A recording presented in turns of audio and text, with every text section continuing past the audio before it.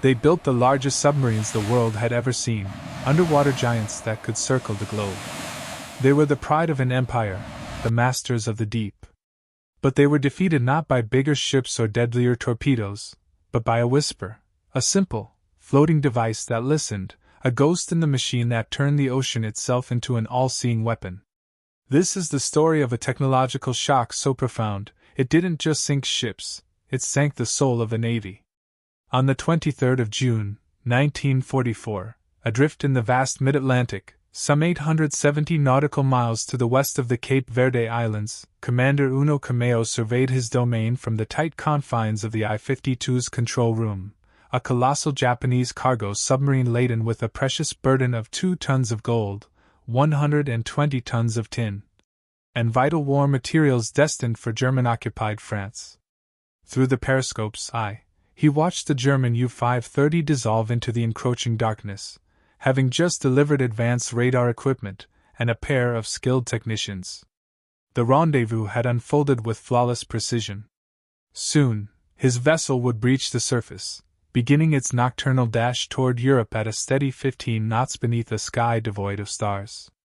Everything felt perfectly aligned.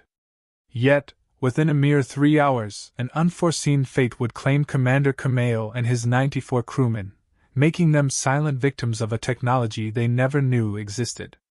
The chilling symphony of their submarine's demise, the very sounds of its structure breaking apart, would be meticulously captured on spools of wire by American aircraft circling high above, listening intently through sophisticated devices floating upon the ocean's surface. These sonobuoys, deployed from an Avenger torpedo bomber, would broadcast the death throes of the I-52 to operators miles away in the sky, signaling not just the obliteration of a single submarine, but the utter psychological demolition of Japanese naval confidence.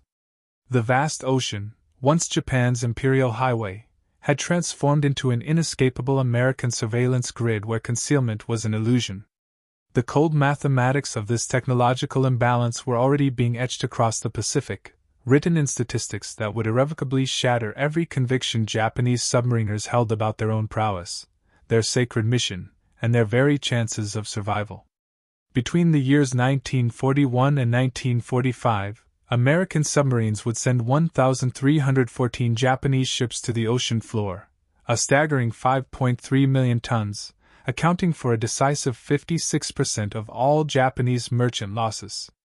In stark contrast, Japanese submarines, for all their technical sophistication and impressive scale, would only manage to sink a mere 184 Allied ships, amounting to just 1 million tons. This disparity was not merely a matter of numbers.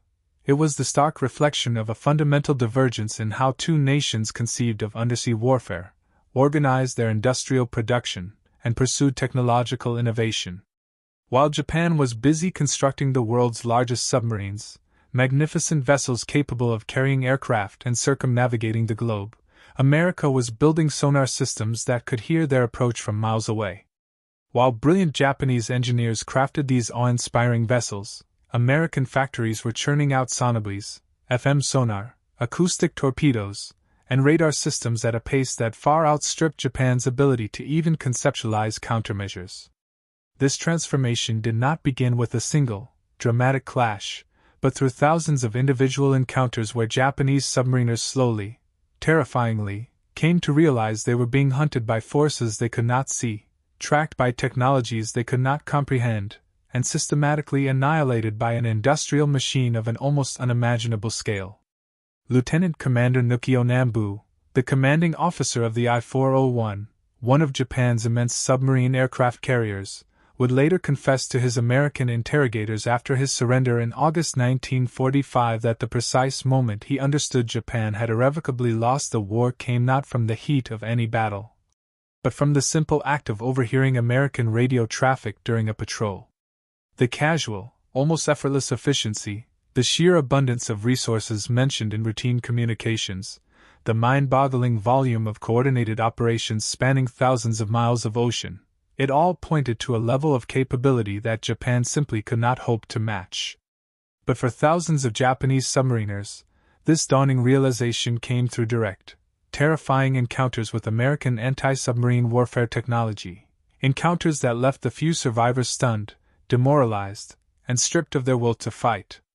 The story of how Japanese submarine crews came to grasp the chilling reality of American technological superiority is not a tale of dramatic battles or heroic last stands. It is a story of cumulative revelation, of a gradual, dawning understanding, of a technological shock so profound that it transformed confident, battle-hardened warriors into men who knew their cause was utterly hopeless long before their nation officially surrendered. The Japanese submarine force that entered the Second World War in December 1941 was, by any measure, one of the world's finest.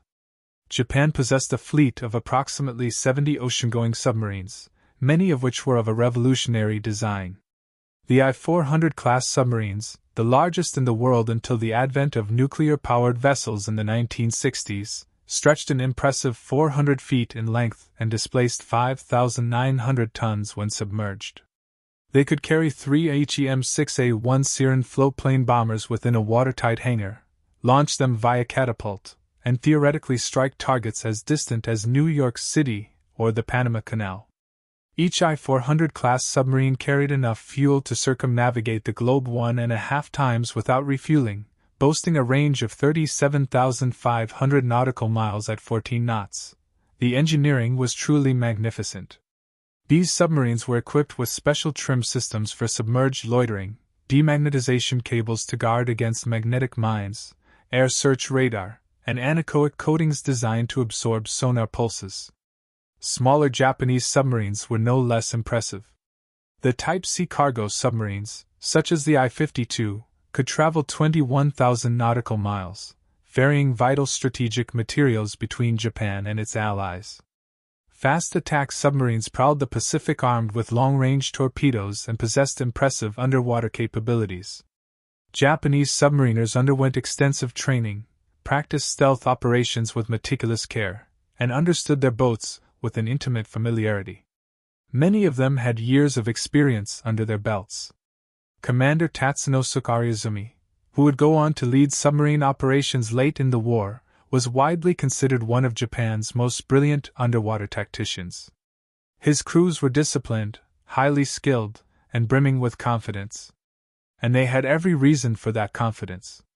In the initial months of the war, Japanese submarines participated successfully in the Pearl Harbor operation, reconnoitered American positions, supported fleet operations, and actively hunted Allied warships. Their doctrine emphasized fleet support, protecting Japanese naval assets, conducting reconnaissance, and attacking high-value military targets. Unlike their American counterparts, who would focus on commerce raiding, Japanese submarines were reserved primarily for tactical operations against enemy warships. This strategic decision would ultimately prove to be catastrophic. While Japanese submarines were hunting American aircraft carriers, American submarines were systematically decimating the merchant fleet that was the lifeblood of Japan's war economy. More importantly, this tactical focus meant that Japanese submariners encountered American anti-submarine warfare systems primarily in the most perilous contexts imaginable, when American naval forces were at their most alert and most heavily protected. The first encounters with Sonobuoys occurred in 1944, after American industry had perfected the technology. Sonobuoys were deceptively simple devices, small, battery-powered sonar units that could be dropped from aircraft and would float on the ocean surface, listening for submarine sounds and transmitting them via radio to the aircraft circling above. Developed by the British in 1944 under the codename High-T, they were swiftly adopted and improved upon by American forces. The impact of this technology was nothing short of revolutionary. Previously, an aircraft hunting a submarine had to maintain visual contact or rely on radar, which was only effective when the submarine was surfaced. Once a submarine dived, it was effectively invisible to aircraft. Sonobuoys changed everything. An aircraft could now drop a pattern of 5 sonobuoys, color-coded purple, orange, blue, red, and yellow, creating a comprehensive underwater listening grid. The aircraft would then monitor each buoy in turn, listening for the telltale sounds emitted by submarine propellers, machinery, or movement. The technology was so astonishingly effective that it became standard equipment on anti-submarine aircraft throughout 1944 and 1945. For Commander Uno Kameo and the crew of the I-52, the first ominous indications that something was terribly wrong came at precisely 11:40 p.m. on the night of June 23, 1944. Lieutenant Commander Jesse D. Taylor's Avenger torpedo bomber, launched from the escort carrier USS Bogue, detected the I-52 on its radar while she was running on the surface. Taylor dropped flares that bathed the massive submarine in an eerie light, then immediately attacked with depth bombs as the I-52 executed a frantic crash dive. The initial attack was a near miss, the explosions bracketing the submarine as she descended into the depths. What happened next would revolutionize anti-submarine warfare forever. Taylor dropped a purple Sonobuoy into the water. Within moments, his radio operator heard the distinctive, rhythmic sound of submarine propellers being transmitted from the floating device. Taylor could now track the I-52's every move underwater, following her evasive maneuvers, predicting her movements, and positioning his aircraft for the killing blow. He then released a Mark 24 mine, codenamed Fido, an acoustic homing torpedo that locked onto the I-52's propeller noise and followed it relentlessly until it struck its target. The Sonobuoys recorded everything: the deafening explosion, the grotesque sounds of the hull breaking apart. Commander Taylor's crew later described what they heard as crackling and crunching noises, much like a tin can being crushed underfoot. The I-52 sank to the ocean floor, 17,000 feet below, taking Commander Kameo, 94 crewmen, 14 passengers, and 2 German technicians to their watery graves. The Sonobuoy recordings survived, preserved in the National Archives on thin wire spools labeled Gordon Wire No. 1 and Gordon Wire No. 2, preserving for posterity the final moments of a submarine whose crew never knew what manner of technology had sealed their fate. The sinking of the I-52 demonstrated capabilities that struck terror into the hearts of Japanese submariners as details of the incident filtered through intelligence networks. American aircraft could now track submarines underwater. The implications were staggering. Every time a Japanese submarine dived to escape an aircraft, it wasn't escaping at all. It was merely hiding from visual observation while remaining perfectly visible to acoustic sensors. American hunter-killer groups, centered around escort carriers like the USS Bogue, combined radar, sonobuoys, and acoustic torpedoes into integrated systems that transformed submarine hunting from a game of chance and encounter into a systematic process of elimination. The USS Bogue's task force alone sank 13 German and Japanese submarines between February 1943 and July 1945, using these methods repeatedly with devastating effect. Japanese submariners began to report strange, unnerving experiences. Aircraft would appear over their diving positions with an impossible, uncanny accuracy. Depth charges would fall in precise, deadly patterns despite the submarine being hundreds of feet deep. Torpedoes would follow their evasive maneuvers as if guided by invisible hands. They were being hunted by technologies that their own navy had not deployed, could not counter, and barely understood. The psychological impact of this technological gap deepened with Operation Barney in June 1945, when 9 American submarines equipped with FM sonar penetrated the Sea of Japan through heavily mined straits that Japanese planners had considered utterly impregnable. The Sea of Japan was supposed to be Japan's safe haven, protected by 4 lines of underwater mines in the Tsushima Strait.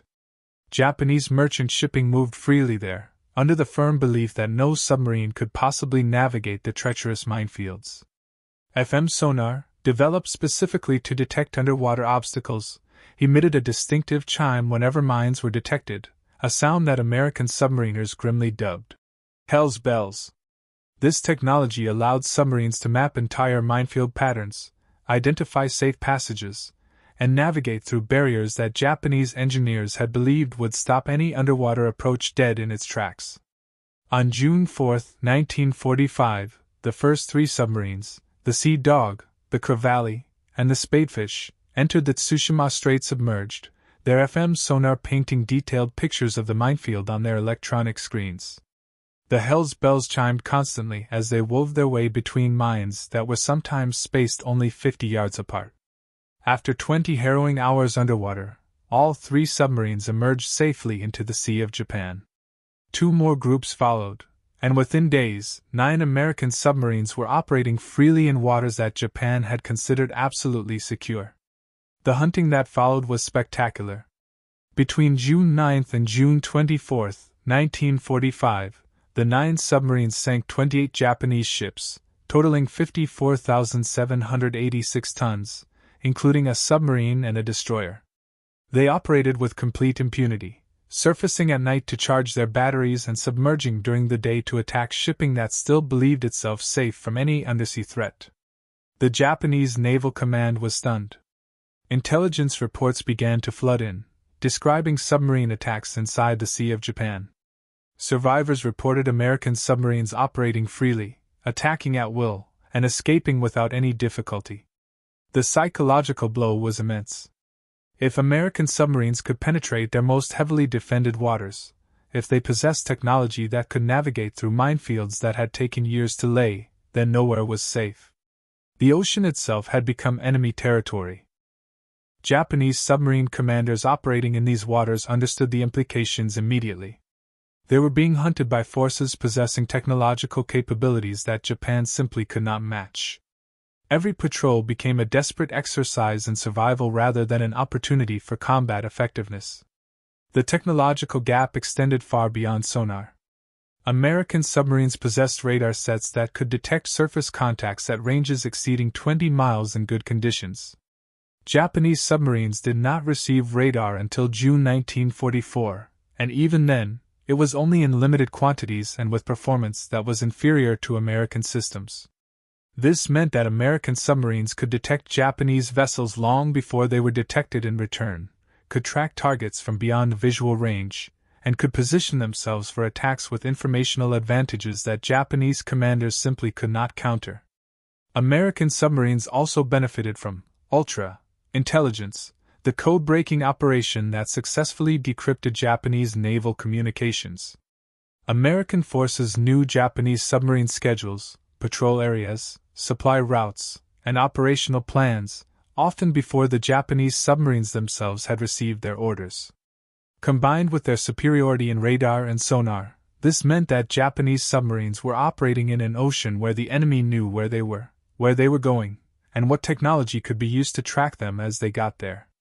Lieutenant Commander Nukio Nambu, commanding the I-401, later described the feeling to his American interrogators as one of being constantly watched, constantly tracked, never safe, even when submerged in the vast, empty ocean. This paranoia was not unjustified. It was an accurate assessment of their grim reality. The industrial disparity between the two nations manifested itself in ways that shocked those Japanese submariners who survived to see American facilities after the surrender. While Japan struggled to maintain a force of 70 operational submarines throughout the war, America built an astonishing 314 submarines between 1941 and 1945, replacing its losses faster than combat could possibly inflict them. American shipyards were producing submarines at rates that Japanese planners considered utterly impossible. Mare Island Naval Shipyard in California, the Electric Boat Company in Connecticut, Portsmouth Naval Shipyard in New Hampshire, and other facilities operated around the clock, launching fleet submarines at intervals that Japanese yards could not even begin to approach. The submarines themselves represented industrial capabilities that were beyond Japanese comprehension. The American Gato and Belau-class submarines, while smaller than the Japanese giants, were produced with standardized components that were manufactured across dozens of factories. Engines, batteries, torpedoes, periscopes, sonar systems, all of these flowed from separate facilities and arrived at the assembly yards in perfectly coordinated streams. A single Gato-class submarine required approximately 140,000 parts, manufactured by contractors in 32 states. The supply chain never faltered. When submarines needed repairs, spare parts were available immediately. When submarines were lost, replacements arrived within months. Japanese submarines that were damaged in combat often had to wait for weeks or even months for repairs due to parts shortages, maintenance facility overloads, and industrial bottlenecks that American forces never experienced. The torpedo situation exemplified the technological and industrial gap. American submarines began the war with the defective Mark 14 torpedo, a weapon that was plagued by depth control problems, magnetic exploder failures, and contact detonator issues. For nearly 2 years, American submariners fought with weapons that frequently failed to explode or ran at incorrect depths, passing uselessly beneath their targets. This might have been Japan's opportunity to exploit an American weakness. Instead, American submariners themselves identified the problems, conducted their own testing, and implemented fixes despite resistance from the Bureau of Ordnance. By September 1943, the Mark 14's defects had been corrected. Simultaneously, the electric Mark 18 torpedo entered service, leaving no wake and thus giving targets no warning of an incoming attack. The Mark 24 mine, which was actually an acoustic homing torpedo codenamed Fido, could be dropped from aircraft and would autonomously track submarine propeller sounds until it made impact. Japanese forces never developed equivalent weapons. Japanese torpedoes were generally reliable, but they offered no technological advantages. More critically, Japanese industry could not produce them in quantities that even approached American output. American submarines carried 24 torpedoes on patrol. They fired them freely, knowing that resupply was guaranteed. Japanese submarines carried fewer torpedoes and were constrained to fire them conservatively due to limited availability. The cumulative effect of these technological and industrial advantages created a mathematical inevitability that Japanese submariners gradually came to understand. Every patrol, every encounter, every narrow escape from American anti-submarine forces reinforced the same grim lesson: the ocean belonged to America now. American submarines sank an average of 1 Japanese ship per day throughout 1944, the peak year of their campaign. In that single year, 492 Japanese merchant vessels, totaling 2,387,780 tons, were destroyed by submarine attacks. Japanese submarine construction could not even begin to replace the vessels that were being lost. Japan's merchant marine capacity, which stood at approximately 6 million tons in 1941, had fallen to just 2 million tons by August 1945, with only 320,000 tons in any condition to carry cargo.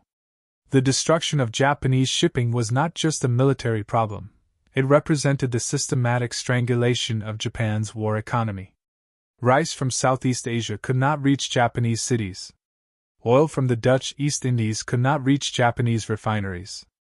Rubber, tin, tungsten, all the materials that Japan needed to continue fighting were trapped in overseas territories while American submarines patrolled the sea lanes. By 1945, American submarines were actually experiencing difficulty in finding targets that were large enough to justify the expenditure of a torpedo. The Japanese merchant marine had been virtually eliminated. What few ships remained hugged the coastlines, used narrow channels where submarine operations were dangerous, or simply stayed in port, unwilling to risk the journey. Japanese cabinet ministers would later tell the Diet that the greatest cause of their defeat was the loss of shipping, acknowledging that American submarines had accomplished more toward achieving victory than any other single-weapon system. For the Japanese submariners who survived the war and witnessed American operations firsthand after the surrender, the technological revelations were devastating. Captain Ariazumi, the developer of the I-400 submarine program and one of Japan's most experienced submarine officers, committed suicide aboard the I-401 rather than face the humiliation of surrender. He understood what many Japanese naval officers were beginning to accept: Japan had challenged an industrial power whose technological capabilities exceeded anything that Japanese planners had ever anticipated. When the I-400 and the I-401, the massive submarine aircraft carriers, surrendered in August 1945, the American sailors who boarded them were astounded by their sheer size. These submarines were longer than American destroyers, displaced more tonnage than anything in the American submarine fleet, and possessed capabilities that seemed futuristic. Yet they had accomplished nothing operationally. Neither submarine had fired a single shot in anger. The planned attack on Ulithi Atoll was cancelled when hostilities ended. The planned strike on the Panama Canal never occurred. These magnificent vessels, representing thousands of hours of engineering work and scarce industrial resources, contributed nothing to Japan's war effort, precisely because American technological superiority had made their missions impossible. They could not reach their targets undetected. They could not operate safely in American-controlled waters. They could not survive the hunter-killer groups, the Sonobuoys, the radar, the acoustic torpedoes, the systematic anti-submarine warfare systems that American forces had perfected. American examination of the captured Japanese submarines revealed both impressive engineering and critical weaknesses. The hulls were not as strong as German or American designs, which limited their safe diving depth. The submarines were easy to detect on sonar. Their large size and construction created acoustic signatures that American sonar operators could identify from miles away. They lacked radar until very late in the war. They had no equivalent to the American FM sonar for mine detection. Their anti-aircraft defenses were inadequate against the American aircraft that hunted them with increasing effectiveness. Most critically, Japanese submarines lacked the integrated fire control systems that made American submarines so deadly. American submarines used target data computer systems that automatically calculated firing solutions, accounting for the target's course, speed, range, and torpedo characteristics. Japanese submarines relied on manual calculations that took longer, were more prone to error, and put the submarines at greater risk during their attack approaches. The technological gap was not subtle, it was profound and pervasive, affecting every single aspect of submarine operations. The human cost of this technological inferiority was staggering. Japan lost 130 submarines during the war, representing approximately twice the percentage loss rate of American submarines. Of the 70 submarines that Japan possessed in December 1941, plus those that were built during the war, most were destroyed by American anti-submarine forces using the very technologies that Japanese submariners had come to fear: sonar, radar, aerial attack, depth charges, and systematic hunter-killer operations. Approximately 10,000 Japanese submariners died during the war, a casualty rate that exceeded 70%. Submarine service, which was initially considered prestigious and honorable, became recognized as a death sentence by the war's end. Young men who were assigned to submarine duty understood that they likely would not survive. Families mourned sons who were departing for submarine training, knowing the statistical odds against them. The Japanese submarine force, which had entered the war with confidence and pride, ended the war as a broken arm of a defeated navy, its survivors demoralized and its capabilities nullified by technological inferiority. The psychological transformation of the Japanese submariners mirrored the experience of German POWs in America, but it followed a different path. Where German prisoners witnessed American abundance and prosperity directly, Japanese submariners experienced American technological superiority through lethal encounters at sea. Both groups reached the same conclusion, albeit through different evidence. Japan and Germany had challenged nations whose industrial and technological capabilities exceeded anything that the Axis powers could possibly match. For the Japanese submariners who surrendered in August 1945, the evidence of American superiority was overwhelming and undeniable. They were brought aboard American submarines and shown technology that they had never seen before. They toured American naval facilities and witnessed production capabilities that explained why American forces never seemed to run short of anything. They saw the Sonobuoys that had hunted their comrades. They examined the FM sonar that had allowed American submarines to penetrate minefields. They studied the radar systems that gave American submarines eyes that could see beyond the visual range. They handled the acoustic torpedoes that had destroyed so many Japanese submarines. Lieutenant Commander Nambu, taken aboard the USS Segundo after surrendering the I-401, was given a tour of the American submarine by Lieutenant Commander Stephen L. Johnson. Nambu examined the Segundo's radar, her sonar systems, her fire control computer, and her torpedo loading mechanisms. Everything was more advanced than the equivalent Japanese systems. More importantly, everything worked reliably. The equipment did not break down. The systems functioned as they were designed. The American submariners operated their boat with a casual confidence that came from knowing that their technology was superior and their support was guaranteed. Johnson's crew had survived 9 war patrols, sunk Japanese vessels, evaded enemy anti-submarine forces, and expected to survive the war. Japanese submariners had no equivalent confidence. They operated knowing that American technology could find them, track them, and kill them. The psychological burden was immense. Nambu later told his interrogators that the moment he understood that Japan had lost was not when he heard of Hiroshima or Nagasaki, but months earlier when he had monitored American radio traffic and heard the casual efficiency with which American forces coordinated operations across thousands of miles of ocean.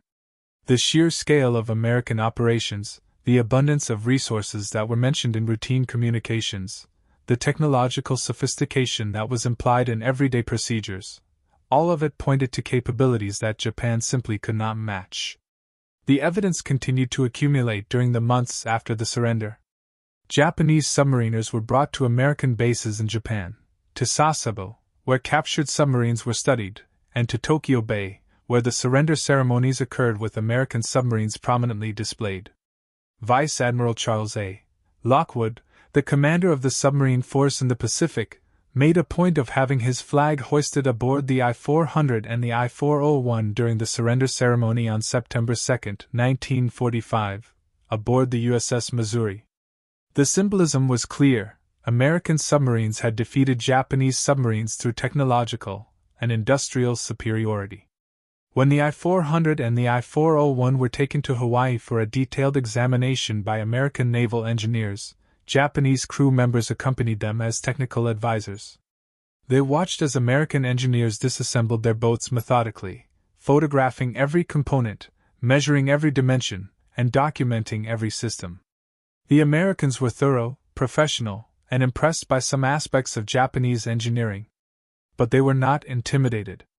The American engineers had seen these submarines and they understood them. They had defeated them not through superior seamanship, but through superior technology that was deployed with overwhelming industrial capacity. The final revelation came when the I-400, the I-401, and other captured Japanese submarines were taken to sea off the coast of Hawaii and deliberately sunk as target ships in mid-1946. The decision was driven partly by Soviet demands to examine the submarines. American forces refused to let Soviet engineers study Japanese submarine technology, so they destroyed it. But the symbolism resonated with the Japanese submariners who learned of the decision. Their finest submarines, vessels that represented Japan's technological apex, vessels that could carry aircraft across the Pacific and strike American cities, were destroyed casually by forces that no longer needed them for study. American submarine technology had advanced beyond anything that the Japanese boats could teach them. The vessels that had once represented Japanese naval power were reduced to mere target practice. Their destruction was barely noted in American records. For the Japanese submariners, the message was clear: Japan had built impressive submarines, but America had built the technology that made them obsolete. The ocean had never truly been Japan's. It had simply taken time for American technological and industrial superiority to manifest itself fully. The lessons that were learned by the Japanese submariners spread through post-war Japan as the survivors returned home and shared their experiences. Many of them wrote memoirs describing their shock at American technological capabilities. Others gave lectures to the personnel of the Japanese self-defense force about the importance of technological parity in modern warfare. The submarine veterans associations that were formed in the 1950s and 1960s focused heavily on understanding what had gone wrong, on why Japan's submarine force had achieved so little despite its impressive engineering. The conclusions were unanimous: technological inferiority, industrial weakness, and strategic misuse had doomed the Japanese submarines from the very start. No amount of courage, skill, or determination could overcome the fundamental asymmetry in their capabilities. American submarines operated with technological advantages at every level: detection, fire control, communication, navigation, and logistics. Japanese submarines, regardless of how well designed or skillfully operated they were fighting from positions of permanent disadvantage. The submariners who learned this lesson carried it into Japan's post-war reconstruction, influencing industrial policy, technological development, and military planning for decades to come. The economic miracle that transformed Japan in the 1950s and 1960s was partly informed by the lessons that had been learned during the war. Japanese industry focused on technological excellence, quality control, and competitive advantage, rather than on size or grandeur. The I-400 submarines had been impressive but ineffective. Post-war Japan built smaller, more reliable, and more technologically advanced products. The emphasis shifted from creating impressive individual achievements to building integrated systems that worked reliably. Sony, Toyota, Honda, and the other Japanese companies that became global leaders learned from the military failures of the war. They understood that technological superiority required not just good ideas, but complete systems, reliable production, quality assurance, and continuous improvement. Former Japanese naval officers, including submarine veterans, took positions in these companies and influenced their development. The lessons of American technological superiority during the war shaped post-war Japanese industrial philosophy. The transformation was complete when the submarines of the Japan Maritime Self-Defense Force began to incorporate American technology in the 1960s and 1970s. Japanese submariners trained with American instructors, learned American tactics, used American sonar systems, and operated boats that were designed with American assistance. The former enemies became allies, united by a shared recognition that technological excellence and industrial capacity determined the outcomes in modern warfare. For the Japanese submariners who had experienced the war, this transformation vindicated their post-war assessment. Japan needed to match American technological capabilities, not just admire them from a position of inferiority. By the 1980s, Japan's submarines were among the world's finest, incorporating the lessons that had been learned through painful defeat. The circle was complete. The submariners who had been hunted by American sonar now built submarines that used equivalent technology, having learned through defeat what victory had taught their former enemies.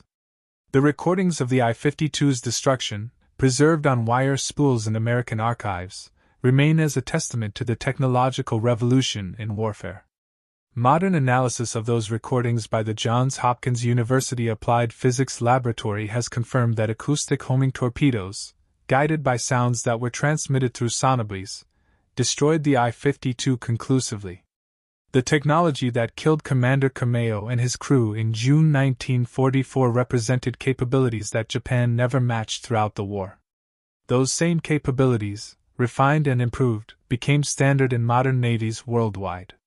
Sonar, radar, and acoustic torpedoes all evolved from the technologies that had shocked Japanese submariners in 1944 and 1945. The story of the Japanese submarine crews realizing that the ocean was no longer theirs is ultimately a story about technological change in warfare. Superior technology, deployed with industrial capacity, trumped courage, skill, and determination. Japanese submariners were not cowards. They were not incompetent. They were operating with inadequate technology against forces that possessed decisive advantages. The psychological journey from confidence to recognition of defeat paralleled the experience of the German POWs in America, though the context was different. Both groups encountered American capabilities that they could not explain, could not counter, and eventually could not deny. Both groups returned to their homelands carrying lessons about technological and industrial competition that shaped post-war development. Both groups influenced Reconstruction by emphasizing the importance of matching American capabilities rather than simply admiring or resenting them. The ocean that Japanese submariners once prowled with confidence became an American domain through technology and industry. Sonobuoys floating on the surface transmitted sounds from below. Radar swept the horizon beyond the visual range. Acoustic torpedoes hunted submarines autonomously. Hunter-killer groups coordinated aircraft and surface vessels into integrated systems that eliminated submarines systematically. The transformation was complete by mid-1945, leaving Japanese submarines with nowhere to hide, no safe harbor, and no hope of survival. When the 9 American submarines of Operation Barney emerged from the Sea of Japan through the La Perouse Strait in late June 1945, having sunk 20 Japanese ships in supposedly impregnable waters, the psychological defeat of the Japanese naval forces was complete. If American submarines could penetrate the most heavily defended waters by using technology to navigate through minefields, then Japanese naval supremacy was finished. The ocean belonged to those who controlled the technology. Japanese submariners understood this lesson viscerally. They had been hunted, tracked, and killed by technologies that they could not see and could not counter. Those who survived carried the knowledge that Japan's defeat was inevitable once American industrial and technological superiority had manifested itself fully. The ocean had never truly been Japan's. It had only taken time for reality to assert itself. American sonobuoys, radar systems, acoustic torpedoes, and industrial capacity had transformed submarine warfare. Japanese submariners, regardless of their skill or courage, were operating in an environment where the enemy possessed decisive technological advantages. The realization came gradually, through accumulated encounters, close escapes, and reports from other submarines. By 1945, it was universal among the survivors: the ocean was no longer theirs. It belonged to the nation that had built the technology to control it. America had won the undersea war not through superior seamanship, but through superior science, engineering, and industrial capacity. The legacy endures in modern naval warfare. Sonar remains fundamental to submarine operations. Acoustic torpedoes are standard weapons. Sonobuoys, vastly improved from their 1944 versions, patrol the oceans worldwide, dropped from aircraft and ships. The technological revolution that shocked Japanese submariners in 1944 continues to evolve, with modern submarines using capabilities that would astound both American and Japanese forces from World War II.